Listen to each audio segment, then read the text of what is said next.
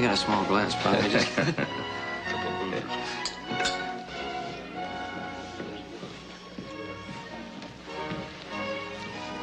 Oh, Senator.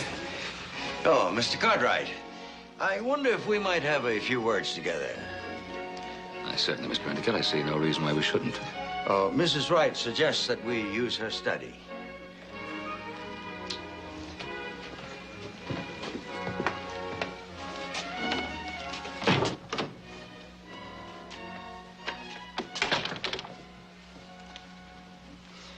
I wanted to meet you for a long time.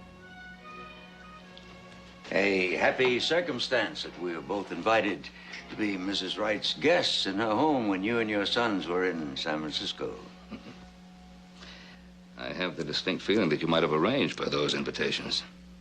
Yes, well, to business. You are aware that I own certain parcels of land in Nevada. Mr. Endicott, I'm aware that you own half of the northern part of the state of Nevada.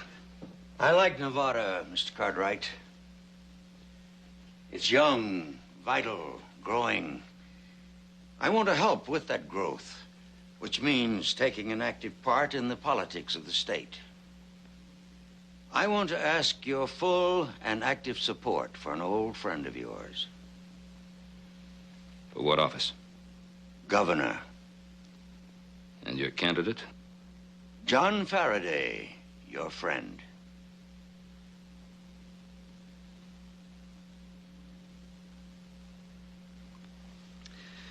Mr. Endicott, our present governor has served this state capably and honestly, and he wishes to remain in office, and he has my full support. Faraday is counting on you.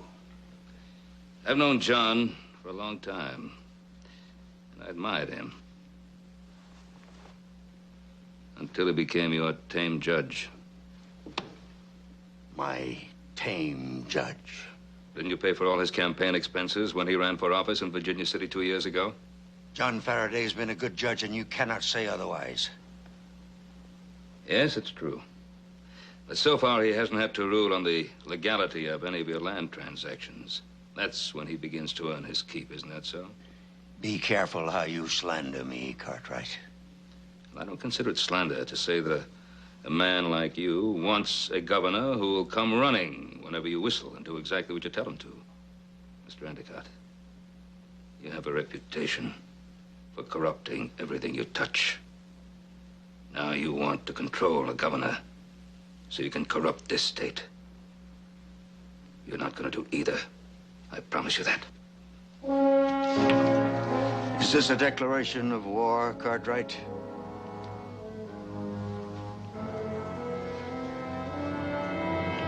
Unless you stay out of Nevada politics. Fighting me can be a very unhealthy pursuit. A number of men could confirm that, except that they are no longer with us.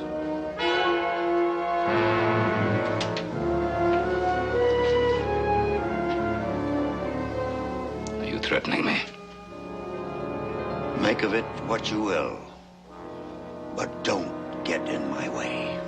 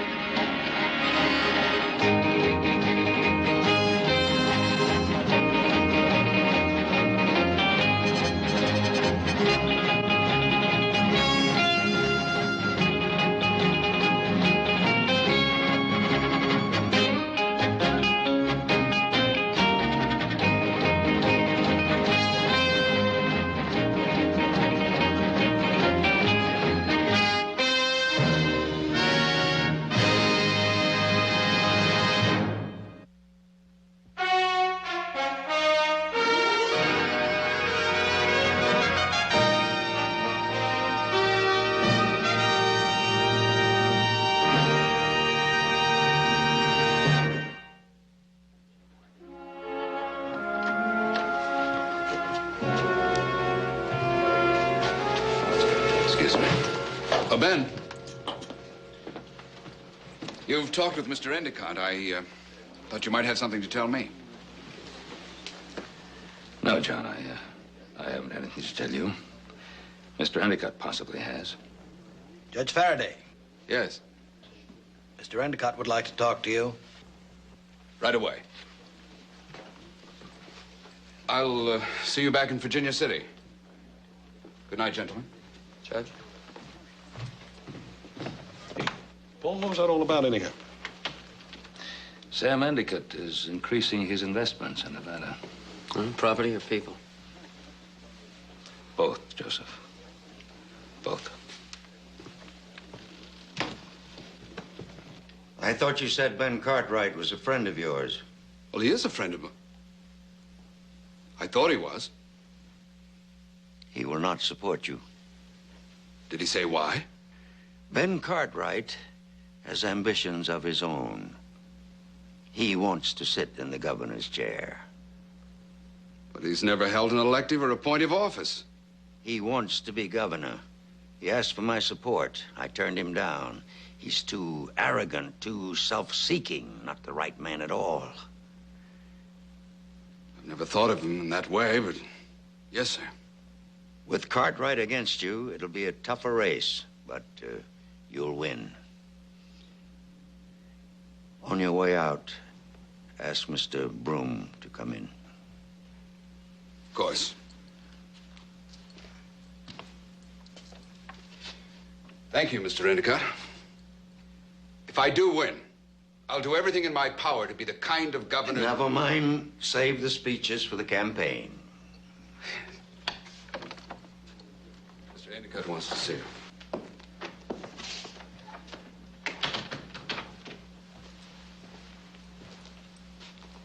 We've got a fight on our hands. Cartwright is tougher and better informed than I thought he could be. It's an error in judgment, Broom. And Faraday, is he still in the bag? He'll do as he's told as long as he can convince himself that it is for the common good. But that's only half of our problem. Cartwright is going to search for ammunition with which to fight us. If he digs deeply enough, he might discover our plans for the development company. If he does, we'll buy him off. Not a chance. Ben Cartwright is a highly moral man. Well, that kind comes a little more expensive. We'll make him a partner. He wouldn't listen to that for 1 minute. Well, there's only one answer. Not so fast. The nominating committee meets in Carson City in 20 days. Without Cartwright's support, Faraday couldn't be nominated for dog catcher. If Cartwright endorses Faraday, No contest. Faraday wins going away. But Ben Cartwright isn't going to change his mind. so we can't win without Cartwright's endorsement. That means we will get Cartwright's endorsement one way or the other, dead or alive. As I said, there's only one answer. You will leave in the morning for Carson City. The hotel? Cattleman's Hotel. You rent the biggest suite. Hire whomever you need. You start this campaign with the biggest fanfarade possible. Done it many times before. Do you, have a man to take care of, I'll get one.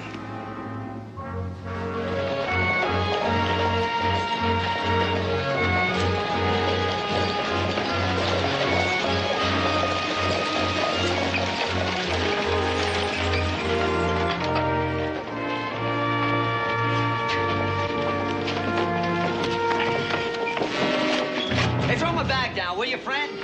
Oh, much obliged, old-timer. Anytime you're in the market for Hastings hardware, best in the West by test, you remember old Welburn White. Drummer par excellence.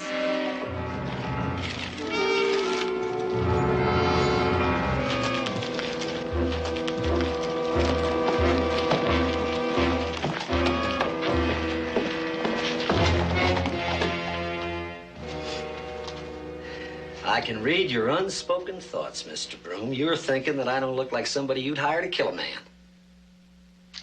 You don't look like a man I'd hire to hold a horse.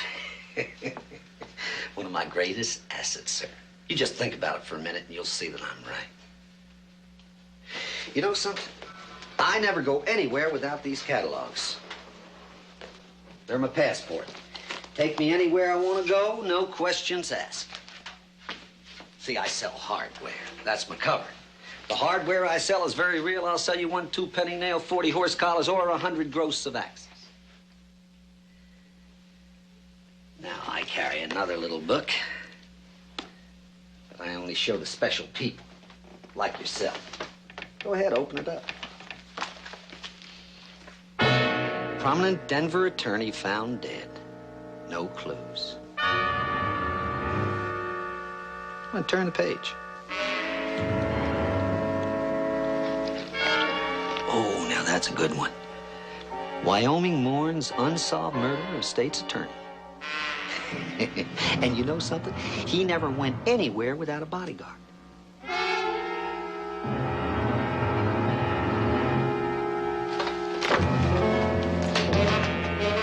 Here's your advance. That's $500. Well, now that's right as rain. Plus another $2,000 payment upon delivery, as you might call it. Time is of the essence. You mean hit quick and get out of the state fast? Quick, but not slipshod. The, customer is Ben Cartwright of the Ponderosa. You pick 'em big, mister. Not too big for you, Mr. White? No, sir. They all fall down when they're hit by a 44.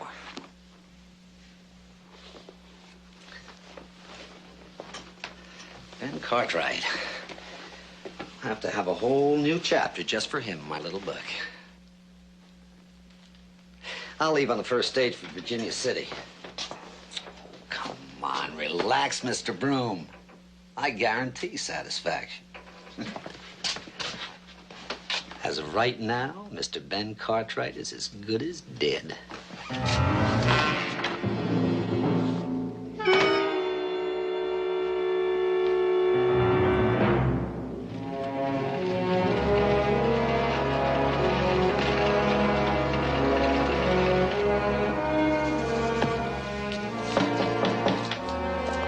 Come in. Spare a few moments? Of course. Court doesn't reconvene for another 10 minutes. Part of a judge's obligation to be available to the public. Thank you. Sit down.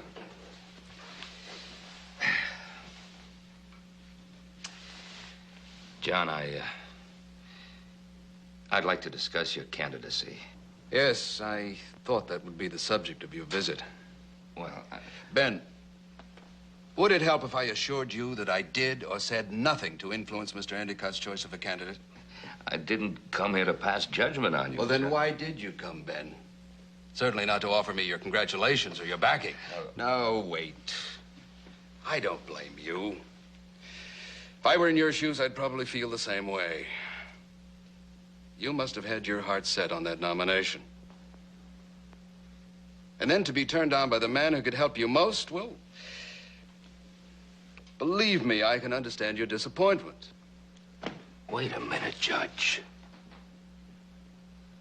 I don't resent your candidacy. It's your backing that concerns me. And I think it should concern you too, John. And let's get a couple of things straight. I never sought the nomination. But if I did, Endicott would be the last man in the world I'd ever turn to for help. Well, if that's your story, Ben, I won't argue. If you want to save face, that's your business. Only don't expect me to go along with it. All right, John. That's what you want to believe. Let's talk about the governorship. And you, and Endicott. Why is he backing you? Because he's my friend. And he knows I'll do everything I can to be a good governor. John, I'm going to lay it right on the line. What's in it for him? Oh, I see through you now, Ben Cartwright. You'd like to get at Endicott through me. Well, it won't work. Endicott is an honest man. Who just happens to want to pay all your campaign expenses. Now, if you have a quarrel with Endicott, that's personal. I have nothing to do with that. But don't impugn his honesty or mine. Court convenes in 2 minutes. Was there anything else on your mind, Mr. Cartwright? No, I guess not. The worst part of all this is you believe everything you said.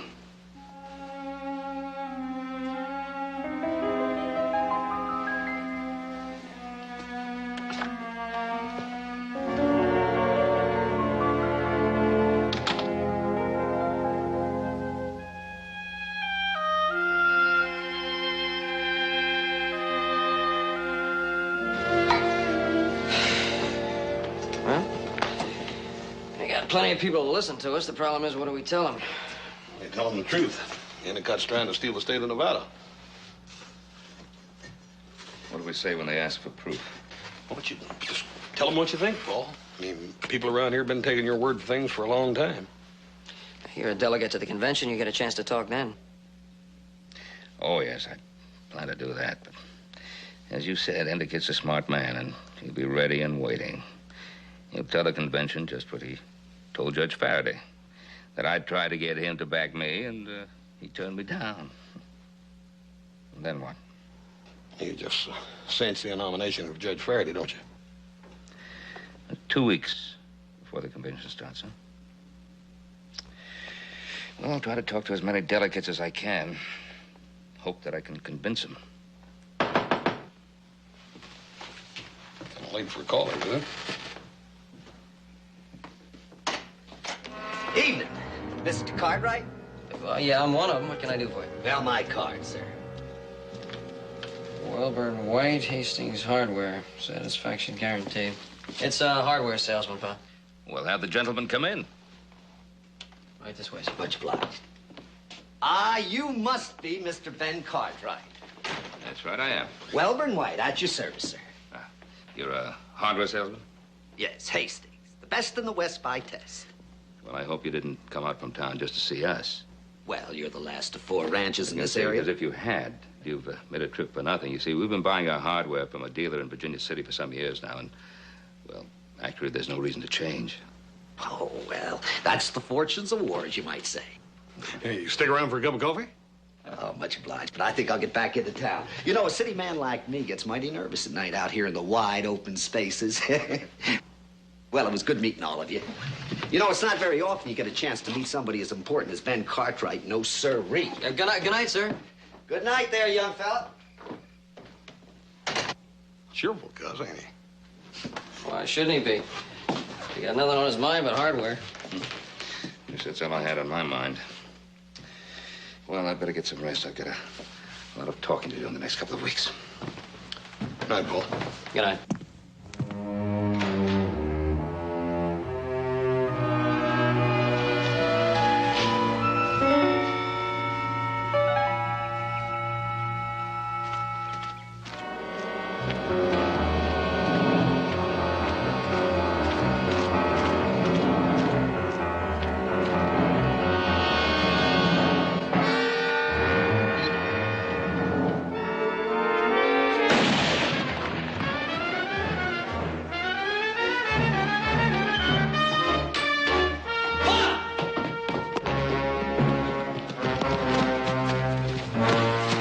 How bad is it?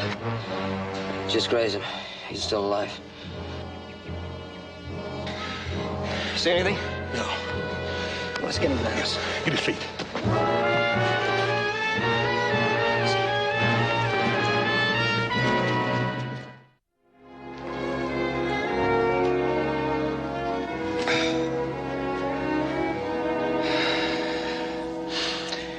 Well, I think there are probably some men who might want to see me dead.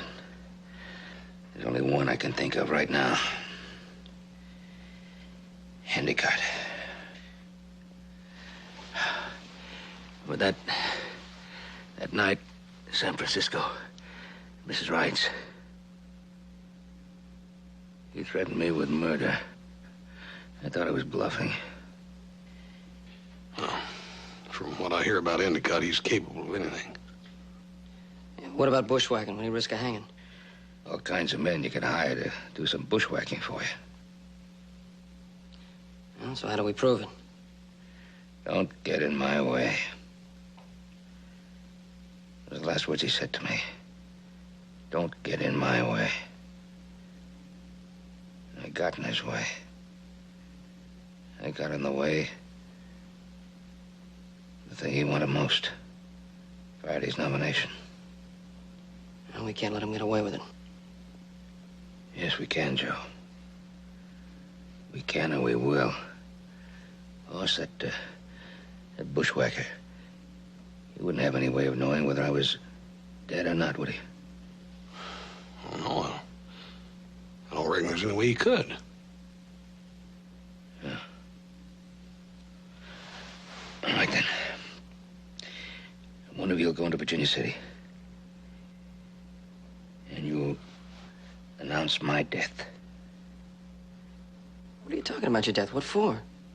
And that Dr. Wilson. He's a man that'll help us in our kind of fight, I think. Talk to him first. We're gonna fix Endicott once and for all.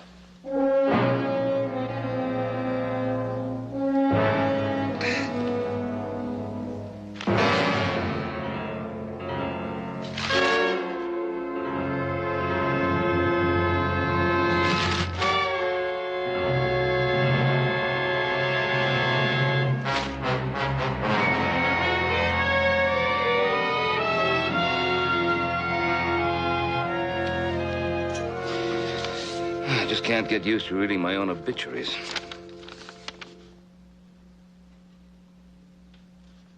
Well, all this fills me with a great deal of respect. I had no idea I was such a wonderful person. Paul, you don't suppose them fellas might be stretching a little? I'm sure they were, but I sure hate to play this kind of cruel trick on some very fine people. Well, as soon as they find out why you're doing it, they'll forgive you. I hope so.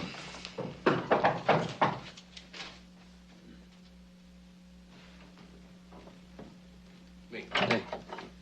It's just candy with another batch of mail. How is he? Oh, he's fine. He ate a bigger lunch than Hoss. It does more complaining than any corpse I ever been around. I wish you fellas would stop talking about me as if I weren't here. Sorry about that. There's a lot of excitement in town. They found the bushwhacker. They did? Coffee thinks so. It's a man named Briggs. Briggs? I don't know anyone named Briggs. Well, that figures. A hired gun Endicott brought in to kill you. He may be a hired gun, but he looks more like a saddle tramp. His horse had a nick in one of his shoes. Sheriff Coffey found hoof prints to match it near the barn. And there was a rifle cartridge there, too. Has he confessed? Not yet, but he had $200 in his pocket. He admits not having worked for 3 months, but he claims he won in a poker game. Well, it should be easy enough to prove if it's true. No, not so easy. It was a two-handed poker game in a hotel room. No witnesses, and the loser left town. Convenient. Sheriff Coffey's convinced he has the right man, so's the prosecutor. Trial starts tomorrow. Tomorrow? Sort of pushing things, ain't they? Well, Mr. Cartwright was a very important man. Town's in an ugly mood. They've got a rope and a gallows, and they're looking for somebody to hang. That sure changes things. Well, that convention starts in 5 days anyhow. Ain't no way they can finish that trial up to then. I wouldn't count on that.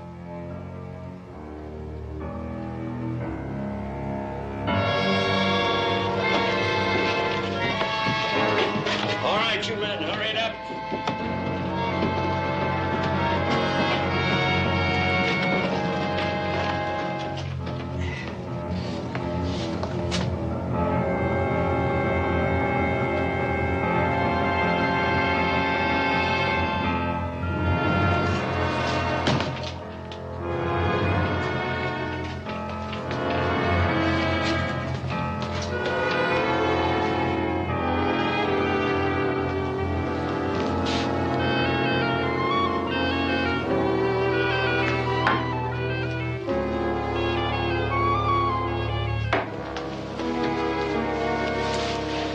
So sorry you have to leave.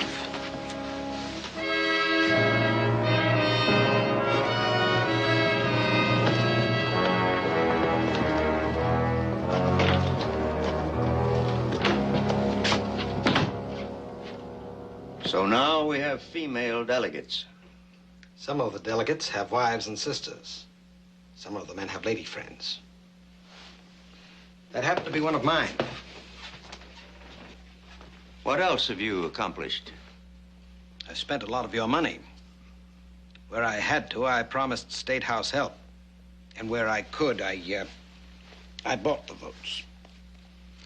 We have votes enough? Almost. And the Cartwright? $2,500.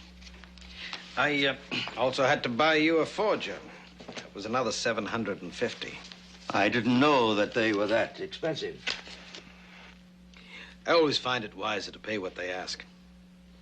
Otherwise, they might sign your name to a check.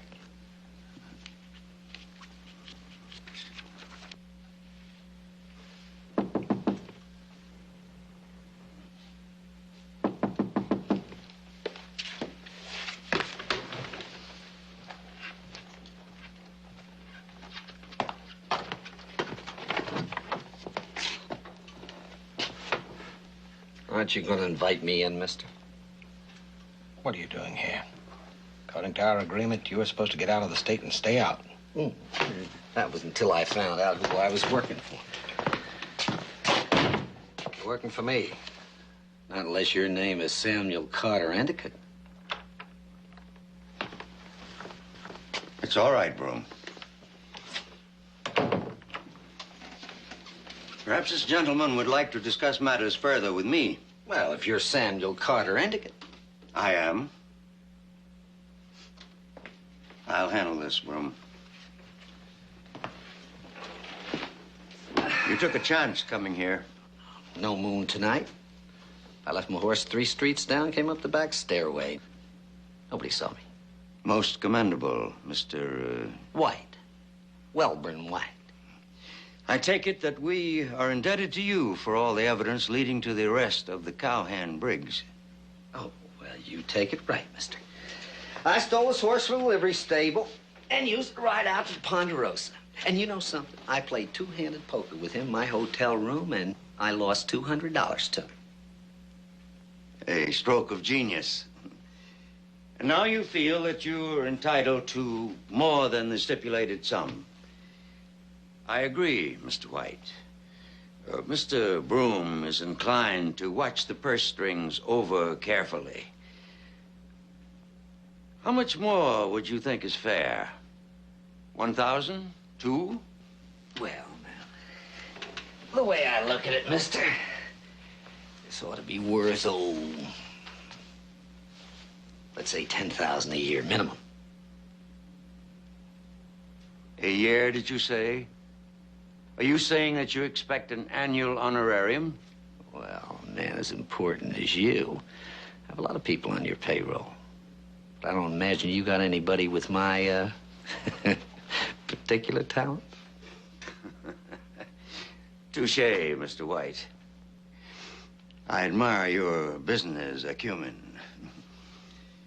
You, obviously have studied the pros and cons, weighed them carefully, and you have decided that I cannot afford to turn you down. Well, that's about the size of it, yes. So you have rightly come here, without anyone seeing you, to make sure that I make sure that you don't talk. And it would be churlish of me to disappoint you.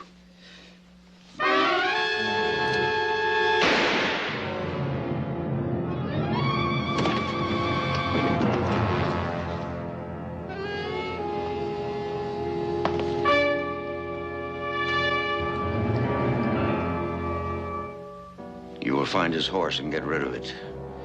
As to our friend there, he will fit very nicely into the steamer trunk, which you will ship to San Francisco and load aboard one of our vessels bound for the Orient. Fortunately, that poor devil Briggs will pay for Mr. White's crime. 'Cause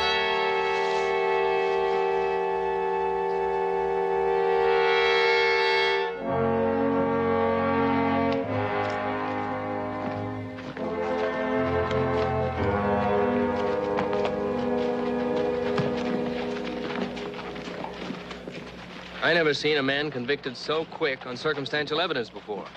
This town's in an ugly mood. You saw they were looking at the jury. If they'd have found him innocent, they probably would have tarred and feathered him. Or worse. I just can't imagine them hanging him so quick. Tomorrow, I've never seen it set so fast. Well, I'm no authority on hangings, but I don't know what else Judge Faraday could have done. If he'd have kept that man in jail any longer, they'd burn down the jail and him in it. And the convention starts tomorrow. Well, I'm gonna get back to the ranch and give Pa the news. Right. I'll see you later.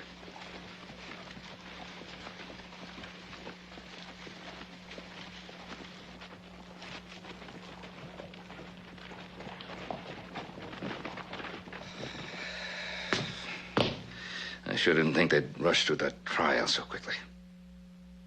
All we needed was one more day. One day. And what do we do now?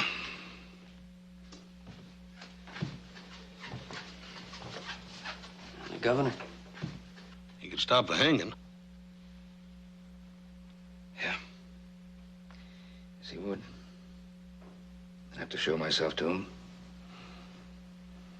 And Endicott would know. One whole day before I want him to. The only thing I've got going for me is the surprise of showing up at the right time.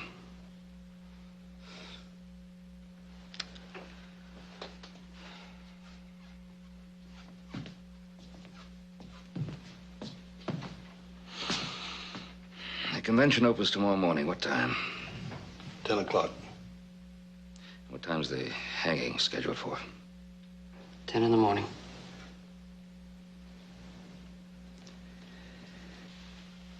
Well, we'll ride into town tonight after dark and get Judge Faraday to issue a stay of execution. He's Endicott's man. What other choice do we have? I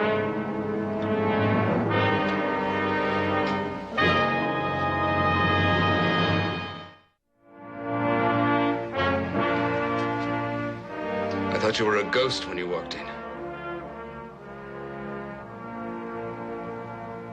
I thank God you're alive. So do I. But the rest... Ben, your accusations are wild. Totally without foundation. Well, I'll say it again. Sam Endicott hired an assassin to kill me. All right. I believe there was an assassin. But I don't believe Sam Endicott hired him. But who else would want to see my pa dead? I think your father will admit he might have other enemies than Endicott. But who else would want me dead now, at this particular time, just before the convention? It's conjecture, supposition. Ben, can you prove any of these things in court?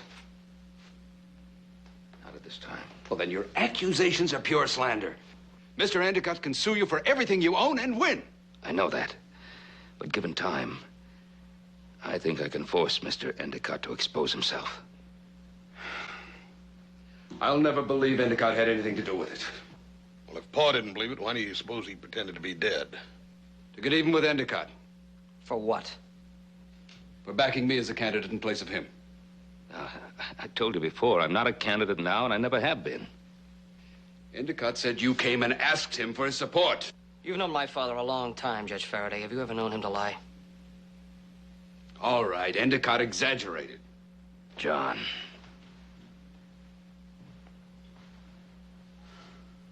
We've been friends. Haven't you wondered why I refused to back you? You made it quite clear you thought I'd be bad for the state. No. No, not you. Endicott. If you're elected, you'll be in his debt. And then one day he'll ask you for a small favor for one of his friends. Oh, nothing important, just a matter of executive prerogative. The next favor will be for him. Only it'll be bigger, and the one after that will be bigger again, and then you won't be able to stop him. Or stop yourself. Get out!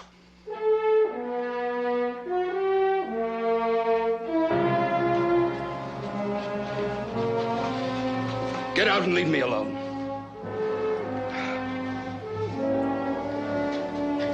You're gonna force me to show my hand now.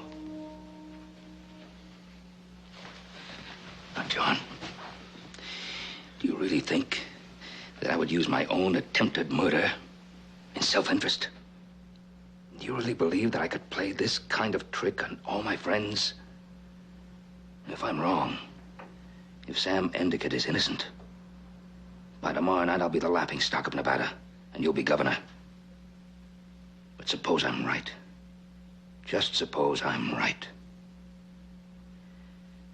I came here tonight to show myself to you, to save Briggs from hanging. But if Endicott finds out about this, he'll announce to the world that I'm alive and guilty of the worst, the dirtiest political hoax ever pulled in this state.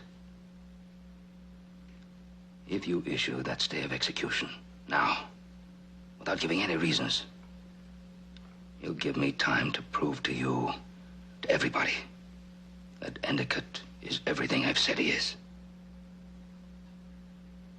If I'm wrong, you win. If I'm right, you lose.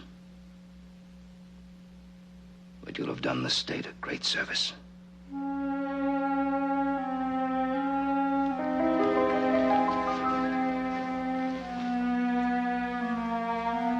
This is the biggest decision of your life, John.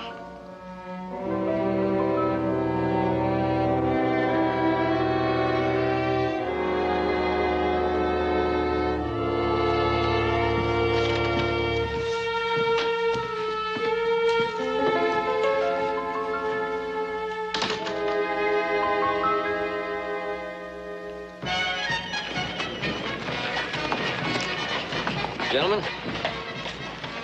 Hey, Bob. How are you? Say hello to the wife, will you? How are you? Good to see you. Jack, good to see you again. Jack Van Buren, delegate from Tonopah. I used to work for him. According to him, Joe, it's all but over. The floor vote's going to be only a formality. Proud of you. That's what the man says. That's what I heard. Well, maybe there's something you haven't heard, your name being a Cartwright. Endicott and Broom are talking to key delegates in a hotel, helping them make up their minds. Yeah, I heard that too.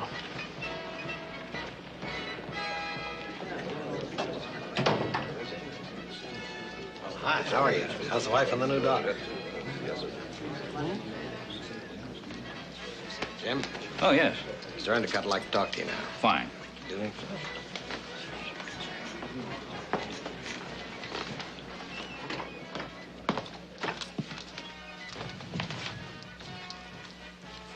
Jim Porter owns the Bar M Ranch.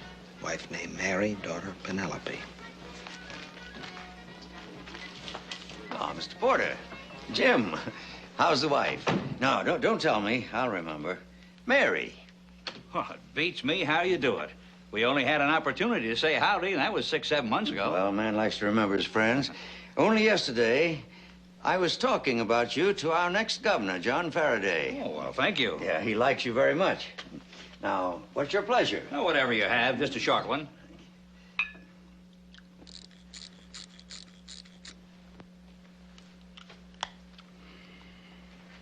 I'm complimented you picked me.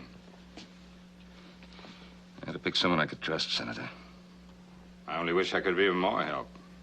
I believe everything you told me, but not all the delegates know you as well as I do. And I can't prove a word of it.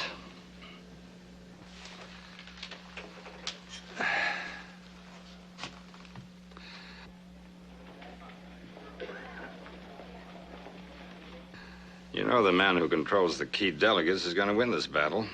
Gentlemen, delegates. Your friend and mine, the Honorable Samuel Endicott, would like to say a few words. Thank you, gentlemen. In a few minutes, the convention will convene, and the serious business of nominating our next governor will begin. Before that happens, I want to read to you a very important letter from a very important man.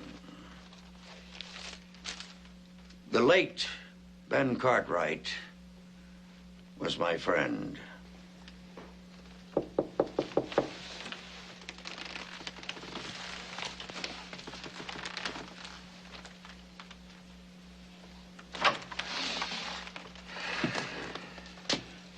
Senator, I think it's about time you got down there.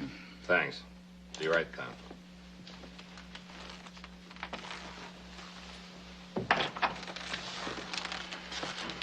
Well? Good luck. I now speak for Ben Cartwright. I read to you from a letter that he wrote me the day before an assassin's bullet ended his life. I can think of no man better fitted to govern Nevada than our mutual friend, Judge John Faraday. Gentlemen, Ben Cartwright never wrote any such letter.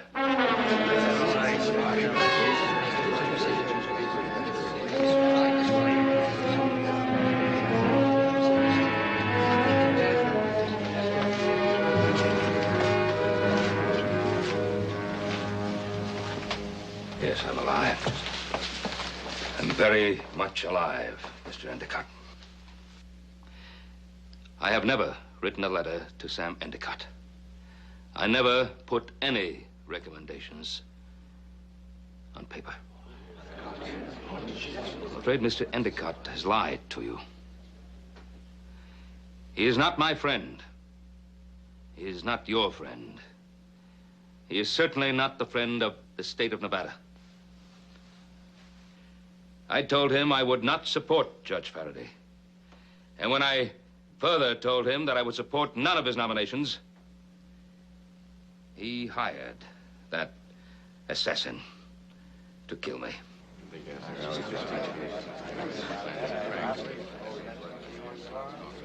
I'd like to see that letter.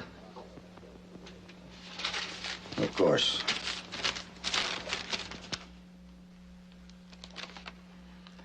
This isn't even a good forgery. This is not my signature. Now, gentlemen, Ben Cartwright could or could not have hired the unfortunate man who was hanged at Virginia City this morning to play the role of assassin. But the blame for that poor wretch's death must be forever on the conscience of Ben Cartwright. A human sacrifice for political gain. Gentlemen, there was no hanging in Virginia City this morning. That man in jail is alive. And the stay of execution was ordered by Judge Faraday himself. Now, gentlemen, the moment of decision.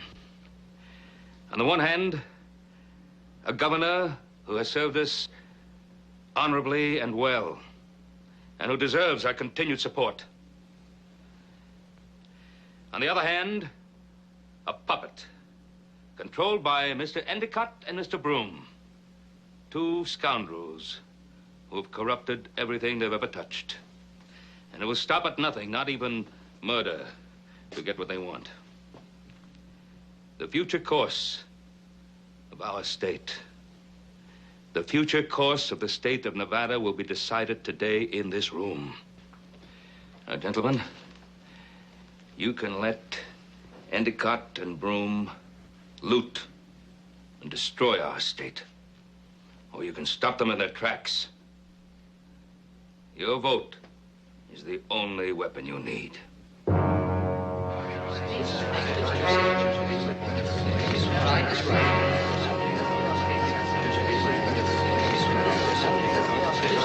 Hold up, Ben. I'll be proud to walk on the convention floor with you. Come on.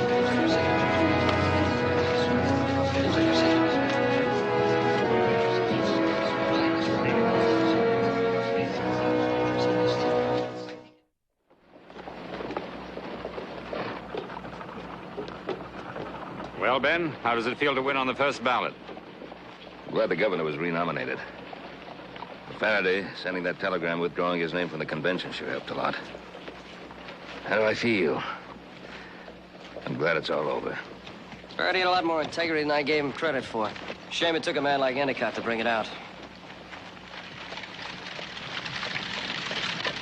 Well, friend Endicott's finally given up the ghost.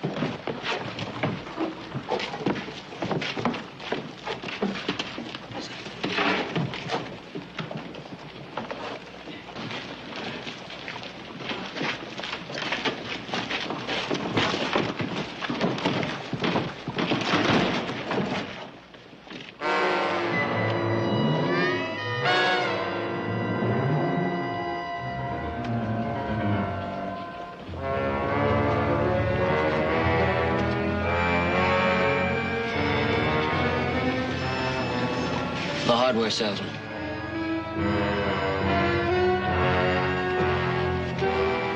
Candy, get the sheriff.